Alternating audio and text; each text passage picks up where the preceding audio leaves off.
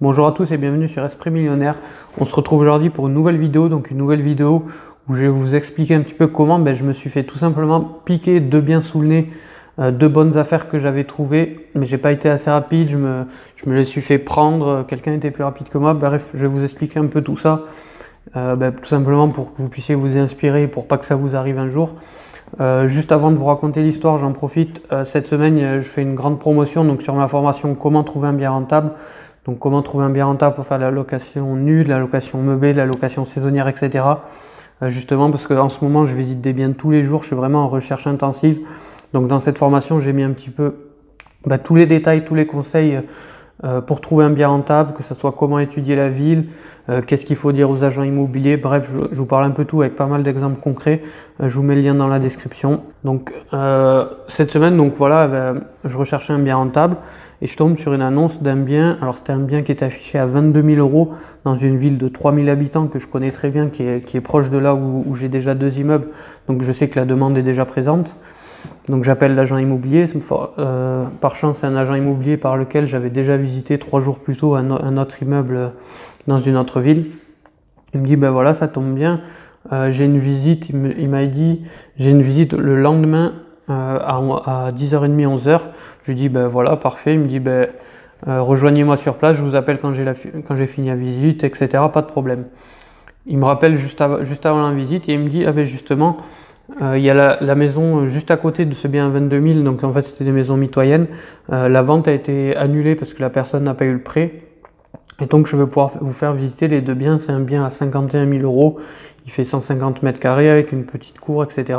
Je lui dis ben voilà, parfait, on visitera les deux. Donc je me rends sur place. Donc il y avait l'agent immobilier et il avait une stagiaire en formation à ce moment-là. Et donc qui était en train de visiter avec les deux personnes avec lesquelles il avait rendez-vous. Donc je laisse finir et en attendant il me propose d'aller voir la maison à 22 000 euros qui était juste à côté. Donc je fais la visite avec la stagiaire, etc. Il y avait 56 mètres carrés habitables à rénover. Il fallait refaire l'eau, l'électricité, créer une salle de bain et une cuisine. Mais le bien avait l'air négociable. Par la suite, en parlant avec l'immobilier, on s'était mis d'accord pour qu'il fasse passer l'offre à 15 000 euros. Donc moi, ça me laissait une marge d'au moins 15-20 000 euros pour faire les travaux. Il y avait un bien similaire qui venait de se louer juste à côté dans un moins bon état à 350 euros. Bref, je m'en sortais à 30 000 euros, loué 350 euros, ça faisait à peu près 14% de renta. Sur un tout petit budget, c'était parfait, etc. Je vois que la visite à côté s'éternise sur le bien à 51 000, donc je commence à faire le tour de tout le bas puisqu'ils étaient en haut. Un grand garage de 70 mètres carrés, une cour intérieure, une pièce à vivre en bas d'au moins 25 mètres carrés. Et à l'étage, il y avait 1, 2, 3 chambres, un grand salon, une cuisine, une salle de bain. Bref, l'ensemble faisait plus de 100 mètres carrés, donc plus le garage, ça faisait 160 mètres carrés. La façade avait été rénovée, le double vitrage avait été mis partout, c'était suite à un héritage, etc. Donc c'était à rafraîchir. Mais moi, pour la division, j'arrivais à faire entre 3 et 4 biens dans l'immeuble à 51 000, plus un cinquième dans la partie à 22 000. Donc voilà, ça m'intéressait pas mal. Je vois que la discussion s'éternise avec l'agent immobilier. Il commence à me dire qu'ils vont peut-être faire une offre parce que de temps en temps, il les laissait visiter, etc. Il les laissait réfléchir. Donc il revenait vers moi pour expliquer un peu les détails de la maison. Et en fait, l'erreur que j'ai un peu faite, c'est de venir... En fait, le fait que je sois venu et que les personnes soient déjà en visite, ça a mis un petit peu la pression à ces personnes. Et du coup, l'agent immobilier, tout simplement, il en a joué en disant, voilà, en gros, si vous ne le prenez pas, vous voyez, il y a déjà quelqu'un qui visite derrière, etc.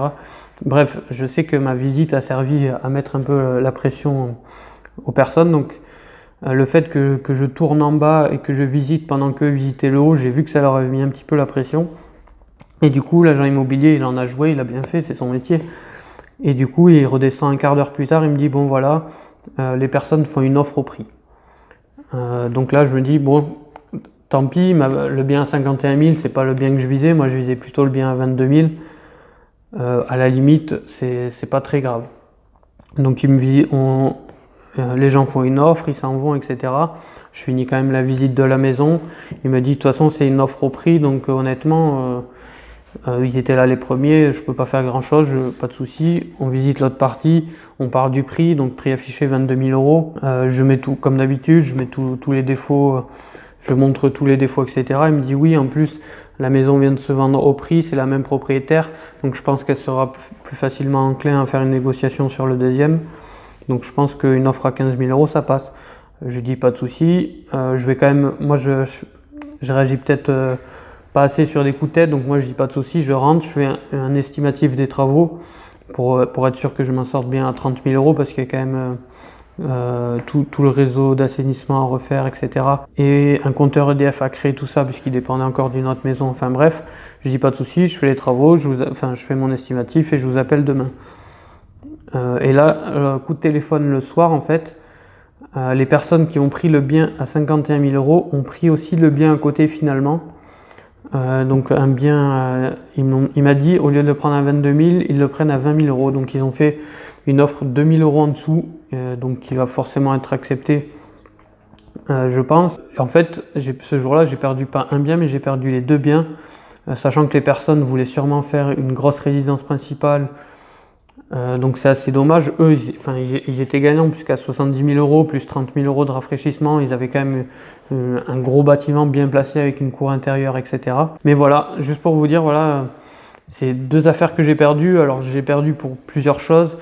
J'ai pas su me décider assez vite pour la partie, mais dans tous les cas, ils étaient prêts à faire une offre supérieure à moi, donc j'aurais pas eu le bien.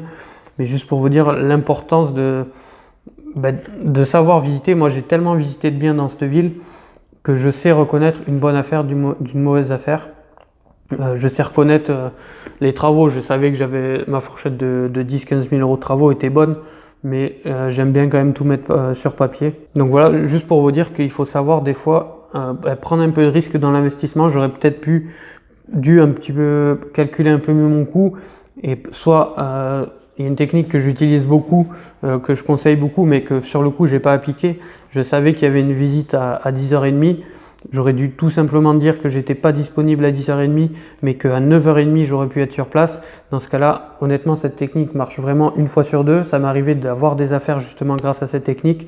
Mais sur le coup, je n'ai pas pensé à la mettre en place vu que c'était la veille au lendemain. Donc typiquement, quand l'agent immobilier vous dit voilà, j'ai une visite, vous pouvez venir juste après, essayez de retourner la situation et dire ah, ça m'arrange vraiment pas, est-ce que je peux pas venir une heure, une demi-heure avant parce que j'ai un rendez-vous chez le dentiste. Bref, vous inventez quelque chose.